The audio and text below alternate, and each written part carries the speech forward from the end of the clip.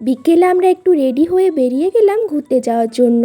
Vellore CMC হসপিটালের সামনাসামনি আরও দুটো ঘোরার জায়গা আছে, সেগুলোই আজকে আমরা ঘুরতে যাব। আমরা যাব জলকেন্দ্রেশ্বর মন্দির এবং ভেলোর ফোর্ট। তো চলো যাওয়া যাক। ভেলোর সিএমসি হসপিটালের সামনে থেকে আমরা অটো করে নিয়েছিলাম। অটোতে সময় লেগেছিল 15 মিনিট। তোমরা চাইলে হেঁটেও যেতে পারো। এক একজনের যেতে ভাড়া নিয়েছিল 20 টাকা করে। এই দেখো আমরা ভেলোর ফোর্টটা পেরিয়ে যাচ্ছি এখন জলকেন্দ্রেশ্বর মন্দিরে। মেন রাস্তার ধারেই একদম ভেলোর ফোর্ট, এবং ভেলোর ফোর্ট দিয়ে ভেতর দিকে ঢুকে গেলে মন্দির। তো আমাদের অটো আমাদেরকে একদম মন্দিরের কাছে যেয়েই নামিয়ে দিয়েছিল।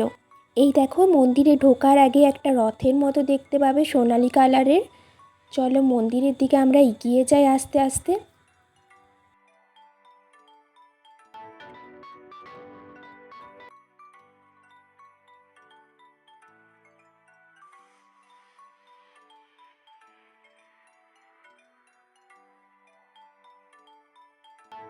এই দেখো এটা হচ্ছে জলকান্দেশ্বরের টেম্পল।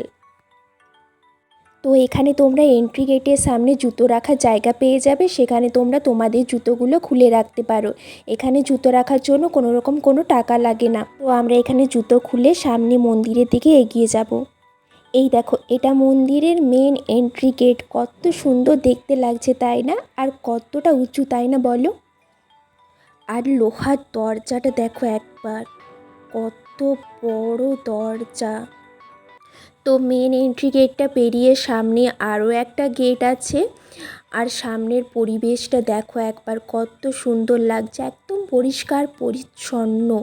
আর মাঝখানে একটা জলাধার আছে।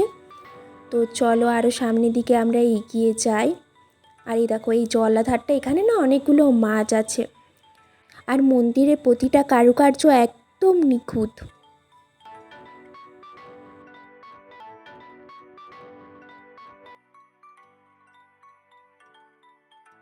মন্দিরের দ্বিতীয় দরজা পেরিয়েই সামনে তোমরা দেখতে পাবে হনুমানজির একটা মূর্তি।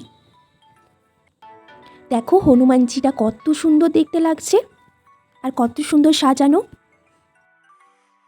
তো চলো এরপর মন্দিরের ভেতরটা এদিক ওদিক ঘুরে দেখি। আমার সাথে সাথে তোমরাও উপভোগ করতে থাকো মন্দিরের ভেতরটা।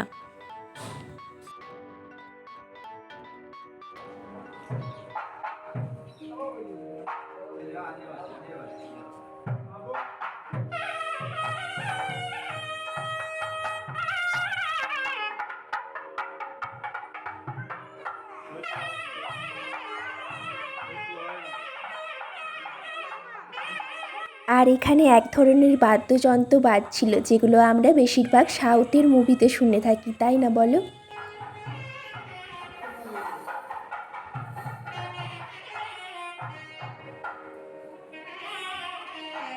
তো এবার মন্দির খোলা এবং বন্ধ হওয়ার টাইমিংটা দেখে নাও।